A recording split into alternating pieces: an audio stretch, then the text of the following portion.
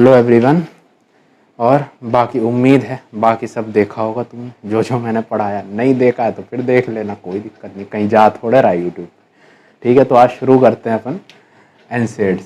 ठीक है, एनसेड्स में हाँ हमने दो चीज़ पढ़ा दी थी। एक तो पढ़ा दिया था पैरासीटामोल, दूसरी पढ़ा दी थी एस्पिरिन। आज दो और ड्रग हैं और दो ड्रग ख़त्म कर देंगे। एक है तुम्हारा इंडोमेथासिन और एक है आइब्यूप्रोफेन। ठीक है, तो पहले पकड़ लेते हैं इंडोमेथासिन को। इंडोमीथासिन,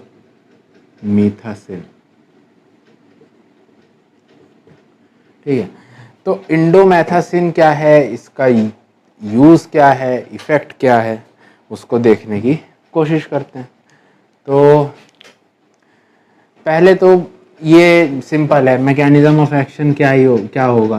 पहले क्या है, एनसेड है, नॉन सेलेक्टिव है, तो किसको इनिबिट करेगा, कॉक्स 1 एंड कॉक्स 2। ठीक है, इन दोनों को इनिबिट कर रहा है कौन, इंडोमेथासिन। ठीक, पहली चीज हो गई। अच्छा, और क्या कर सकता है, और तुम्हारे कई सारे एंटी एग्रीगेंट इफेक्ट भी शो कर सकते हैं, क्योंकि कॉक्स 2 को इनिबिट करेगा कॉक्स 1 को, तो थ्रोम्बोक्सिन भी कम होगा, थ्रोम्बोक्सिन कम होगा तो प्लेटिलेट एग्रीगेशन में भी दिक्कत आएगी। ठीक, एक तो ये चीज हो गई। और क्या हो सकता है इसमें, वो समझने की तुम कोशिश करो कि और क्या तरीके हो सकते हैं। अब तुम्हें क्या करना है, मेन प्रोस्टाग्लैंडिन को कम करना है। एक तो तरीका है कॉक्स 1 कॉक्स 2 इनहिबिट कर दें। एक तरीका इसके ऊपर याद करो, फोस्फोलिपिड से दो चीज बनती थी, एक तो बनता था एराकिडोनिक, एक बनता था प्लेटिलेट एक्टिवेटर फैक्टर। तो वहाँ पे कौन सा एंजाइम यूज करते थे हम, फोस्फोलाइपेस A2। तो किसको इनहिबिट कर दे, फोस्फोलाइपेस A2। ठीक है, इसको अभी एक नई समझ में आया तो देखना पुराना वीडियो।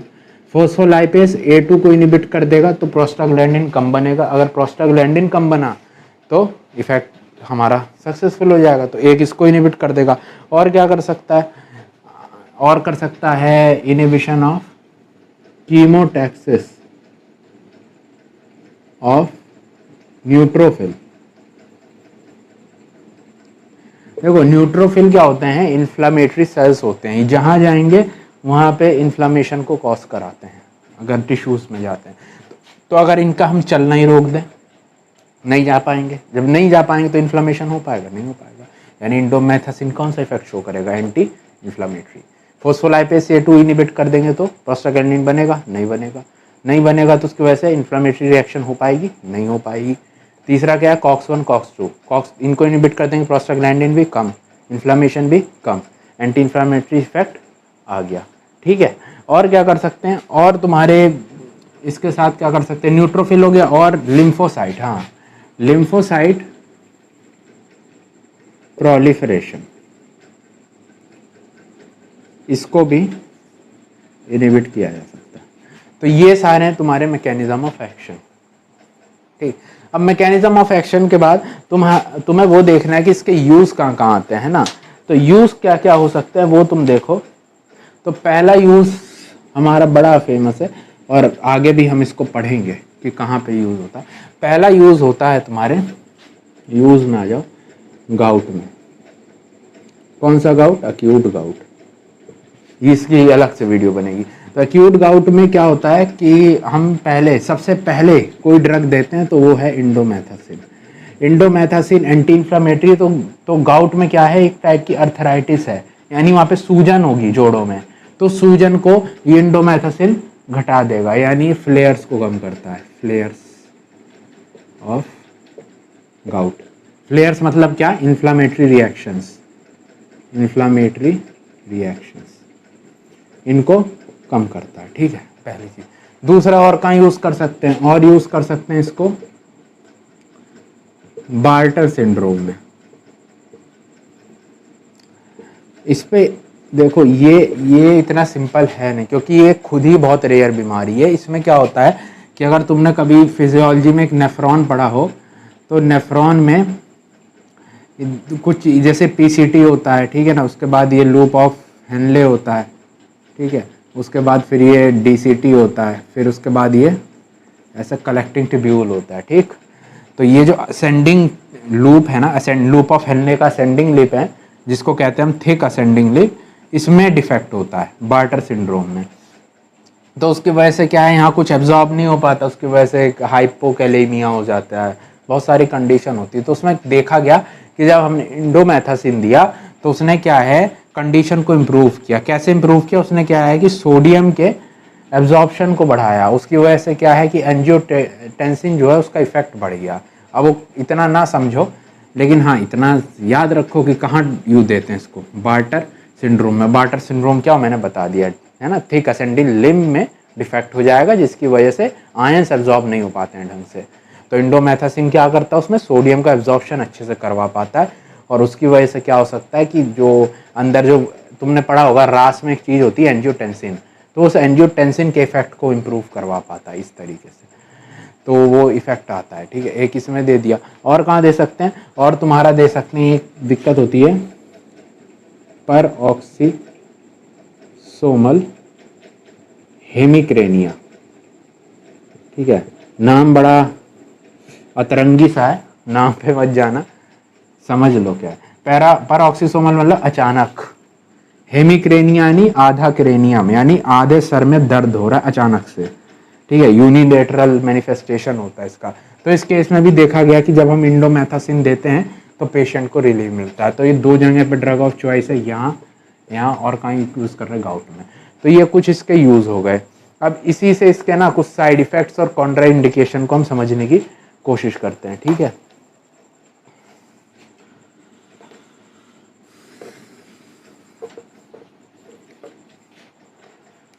Side effect. अब बताओ, हमने कहा था कि कॉक्स 1 कॉक्स 2 को इनिबिट कर रहा है, यानी थ्रोम्बोक्सिन कम हो जाएगा। पहला साइड इफेक्ट क्या होगा उसकी वजह से, थ्रोम्बोक्सिन क्या कराता है, प्लेटलेट का एग्रीगेशन, यानी प्लेटलेट एग्रीगेट कम होगा। कम होगा तो उसकी वजह से किसका रिस्क बढ़ेगा, ब्लीडिंग, है ना।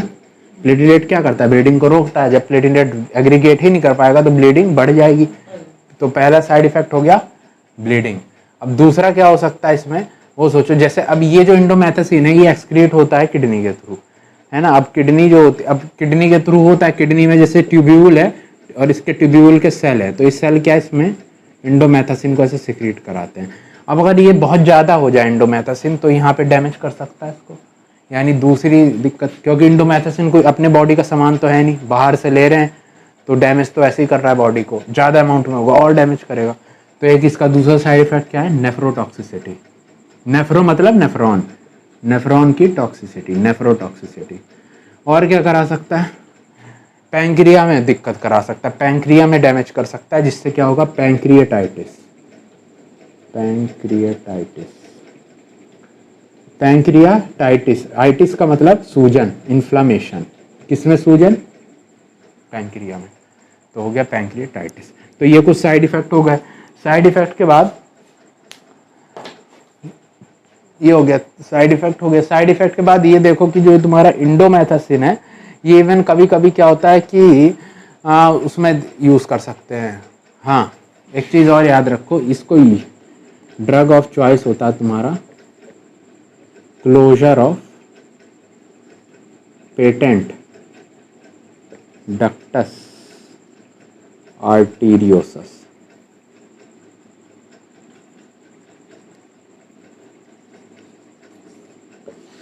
ठीक है, ये यूज में डाल लेना ये वाला भी पॉइंट। तो ये कहाँ यूज किया हमने, क्लोजर ऑफ पेटेंट डक्टस आर्टीरियोस। अब डक्टस आर्टीरियोसस क्या है मैंने पहली वीडियोस में बता दिया, तो यहाँ मैं डिस्कस नहीं करूंगा कि जो डक्टस आर्टीरियोसस है वो फीटल लाइफ में होता है, जवान एडल्ट में जरूरत नहीं पड़ती है तो बंद हो जाता है, लेकिन नहीं हुआ है बंद तो उस केस में हम इंडोमेथासिन देंगे जो क्लोजर में हेल्प करता है उसके। ठीक है, तो इसको समझ लेना, मैंने बताया पुरानी वीडियोस में। इसके बाद ये हो गया तुम्हारा इंडोमेथासिन। इसके बाद एक लास्ट हम कंप्लीट करेंगे, वो है आइब्यूप्रोफेन। और उसके बाद छोटे मोटे कुछ ड्रग हैं वो खुद देख लेना, अगर ज़रूरत पड़ी तो उस पर भी एक वीडियो रिकॉर्ड हो जाएगी, कोई प्रॉब्लम नहीं है। आइब्यूप्रोफेन, ब्यूप्रोफेन,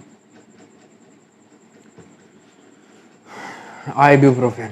ठीक है, अब ये क्या करेगा, क्या यूज़ होता है उसको समझने की कोशिश करो। ये भी क्या है, एनसेड है।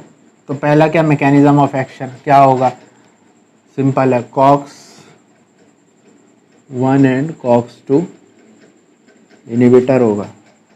ठीक है, अब इसकी वजह से प्रोस्टाग्लैंडिन कम निकलेंगे तो यूज इफेक्ट क्या आएगा, इफेक्ट आएगा तुम्हारा एनाल्जेसिक की तरह यूज कर सकते हैं, एंटीपायरेटिक हो सकता है,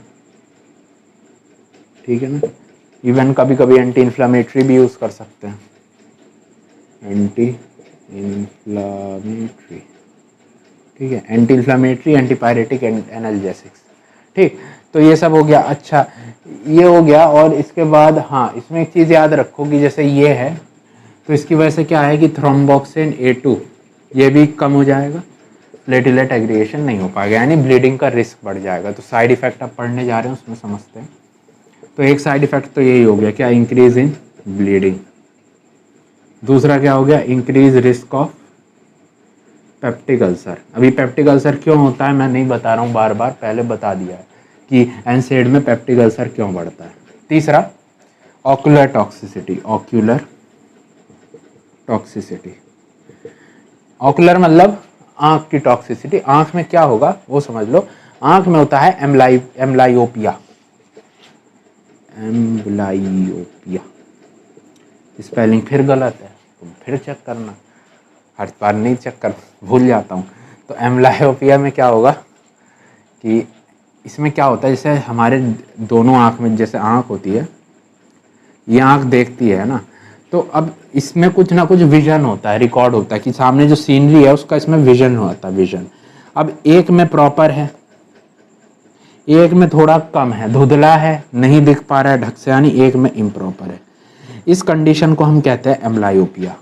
तो ये जो तुम्हारा है आइब्यूप्रोफेन, ये क्या करा रहा है, एम्ब्लायोपिया करा रहा है, टॉक्सिक एम्ब्लायोपिया। कब, जब इसकी टॉक्सिसिटी मतलब क्या कह रहे हैं, आइब्यूप्रोफेन ज़्यादा अमाउंट में हो, ठीक। ये हो गया। इसके बाद और क्या करा सकता है, मेनिंजाइटिस करा सकता है, drug induced meningitis. Meningitis, meningitis क्या होता है, मेनिंजाइटिस, मेनिंजेस, मेनिंजेस मतलब जो हमारे स्पाइनल कॉर्ड और ब्रेन का कवर है ना, मेनिंजेस पढ़े होंगे तुमने, ड्यूरामेटर, पियामेटर, एराकिनॉइड, वो सब। और उसमें क्या आ गई है, सूजन, इन्फ्लामेशन। तो मेनिंजेस की सूजन, उसको क्या कहते हैं, मेनिंजाइटिस। और किसकी वजह से हुआ है, आइब्यूप्रोफेन की वजह से। तो एक ये इसका साइड इफेक्ट है।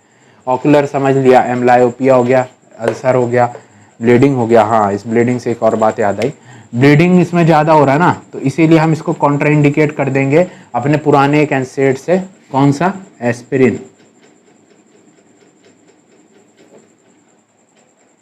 क्यों क्यों, क्योंकि मतलब दोनों क्या है, एग्जैजरेट कर देंगे ब्लीडिंग को, इसलिए एस्पिरिन के साथ क्या होता है, ये कॉन्ट्राइंडिकेटेड होता है, उल्टा इसके इफेक्ट को थोड़ा कम भी करा सकता है ना।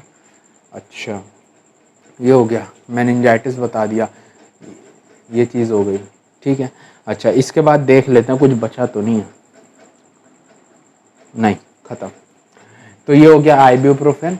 और इसके बाद कुछ छोटे ड्रग्स हैं, छोटे, उनके बारे में इतना नहीं पढ़ना है हमें, लेकिन हाँ अगर वो तुम्हें चाहिए तो मैं मतलब बना दूंगा उसके लिए अलग से वीडियो। तो इतना था तुम्हारा नॉन सेलेक्टिव एनसेड। इसके बाद बस एक लास्ट वीडियो आएगी, वो है सेलेक्टिव COX-2 इनिबिटर। वो काफ़ी छोटा, 10 मिनट में रिकॉर्ड हो जाएगा, कुछ गिने चुने ड्रग हैं उसमें और थोड़ा उसका मैकेनिज्म है बस। इसके बाद तुम्हारा पूरा एनसेड, प्रोस्टाग्लैंडिन, ल्यूकोट्राइंस ख़त्म, ठीक है। Thank you very much. Hello everyone, अब ये जो आज है ये वाली लास्ट वीडियो होने वाली तुम्हारी एनसेड्स पे। इसके बाद लगभग एनसेड ख़त्म हो जाएगा, कुछ ड्रग तब भी बचती हैं। अगर डिमांड आएगी, अगर कोई कहेगा तो मैं वो ड्रग्स रिकॉर्ड कर दूंगा। बाकी अभी लास्ट जो आज पढ़ाने जा रहा हूँ है सेलेक्टिव COX इनिबिटर। इसके बाद एनसेड्स ऑलमोस्ट तुम्हारे ख़त्म हो जाएंगे, ठीक है। तो स्टार्ट कर लेते हैं, क्या है सेलेक्टिव COX-2 इनिबिटर। अब इसकी शुरुआत कैसे हुई उसको समझो। क्या हुआ कि पहले क्या बने थे, पहले बने थे तुम्हारे नॉन सेलेक्टिव। तो अब नॉन सेलेक्टिव बने, नॉन सेलेक्टिव दोनों को इनिबिट कर रहे थे, COX-1 को भी और COX-2 को भी। हमने पढ़ा था COX-1 होता है हाउस कीपिंग, COX-2 होता है तुम्हारा इन्फ्लामेशन के टाइम निकालने वाला। तो अब क्या हुआ कि वो हाउस कीपिंग को भी कम कर दे रहा था, तो यानी नॉर्मल फंक्शन बॉडी के भी कम हो जा रहे थे, इस वजह से अल्सर और ऐसी दुनिया भर की दिक्कत हो रही थी। तो साइंटिस्ट ने दिमाग लगाया ऐसा ड्रग बनाओ जो COX-1 को तो छोड़ दे, COX-2 को इनहिबिट कर दे, तो उसकी वजह से साइड इफेक्ट घट जाएंगे, इफेक्ट बढ़ जाएगा। लेकिन बना तो दिया ड्रग, हो गया ब्लंडर, वो भी बड़ा वाला। क्या ब्लंडर हुआ ये देखो, उन्होंने पेप्टिक अल्सर मतलब जो COX-1 नॉन सेलेक्टिव से पेप्टिक अल्सर की दिक्कत हो रही थी वो तो घटा दी, यहाँ से कार्डियोटॉक्सिसिटी बढ़ा दी, हार्ट अटैक बढ़ गया इससे अल्सर कम हो गए, हार्ट अटैक बढ़ गया। तो ये एक कहानी थी है कि मतलब सेलेक्टिव क्या है, सेलेक्टिव COX-2 इनहिबिटर होते क्या हैं। तो इससे एक बड़ा इंपॉर्टेंट साइड इफेक्ट हमें पता चलता है, इसका साइड इफेक्ट है कार्डियोटॉक्सिसिटी,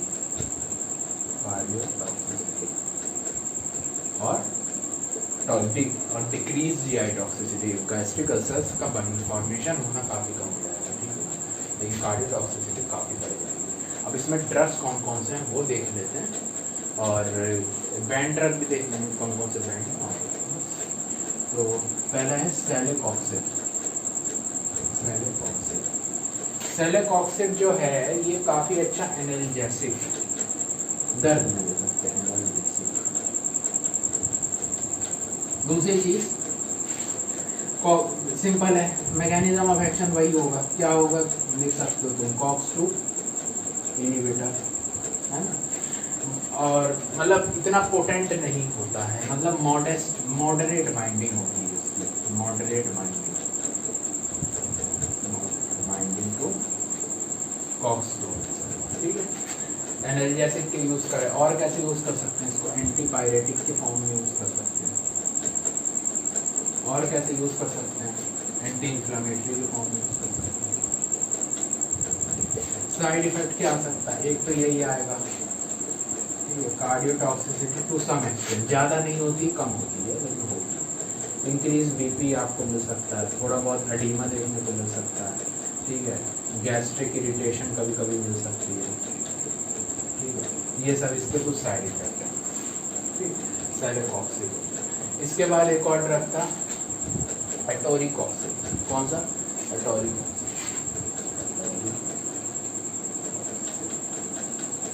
ये जो है पहले मैकेनिज्म ऑफ एक्शन सेम क्या है, COX-2 इनहिबिटर, और इसकी का पोटेंट बाइंडिंग अच्छी बात, पोटेंट हाईली सेलेक्टिव, ठीक है। और यूज कैसे कर सकते हैं इसको, एंटी इन्फ्लामेटरी है, काफ़ी अच्छा है एंटी इन्फ्लामेटरी है, तो इसको हम यूज़ कर सकते हैं किस कंडीशन में, जहाँ पे इन्फ्लामेशन हो रही हो। एग्जाम्पल के तौर पे जैसे है rheumatoid arthritis, rheumatoid arthritis.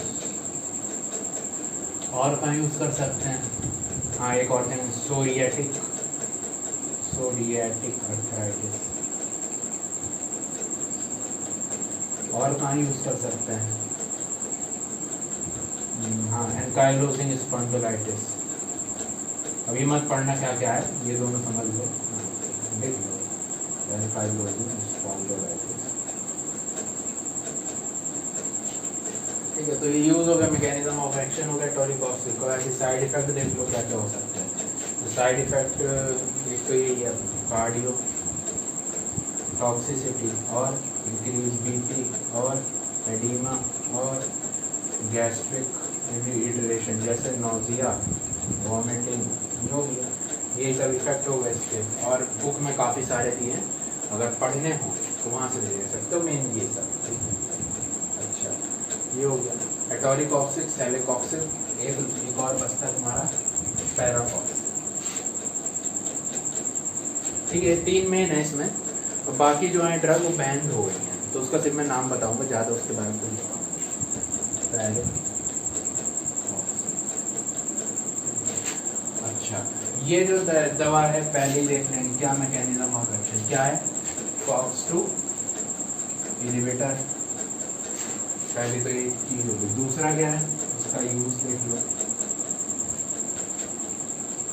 Post operative pen use कर सकते हैं। पोस्ट ऑपरेटिव मतलब ऑपरेशन हुआ है उसके बाद जब होश आता है तो कभी कभी पेन ऐसी कंप्लेंट्स आती हैं, उस केस में पैराकॉक्सिब देते हैं ताकि पेन जो है पेशेंट का कम हो जाए, ठीक है ना। तो पोस्ट ऑपरेटिव पेन के कंडीशन में दे सकते हैं।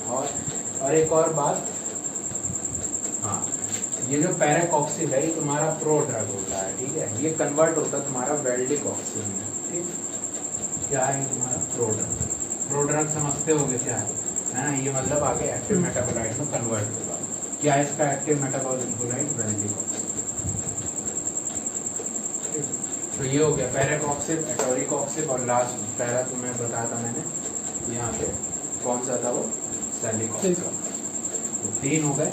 और कुछ बैंड ड्रग हैं, मतलब अब नहीं यूज होते, उन्हें बैंड करने का कारण यही था कि भाई मतलब कार्डियोटॉक्सिक है, हिपैटोटॉक्सिक है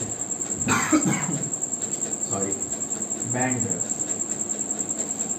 बैंड में जैसे एक है तुम्हारा ल्यूमेराकॉक्सिब है, ल्यूमेराकॉक्सिब।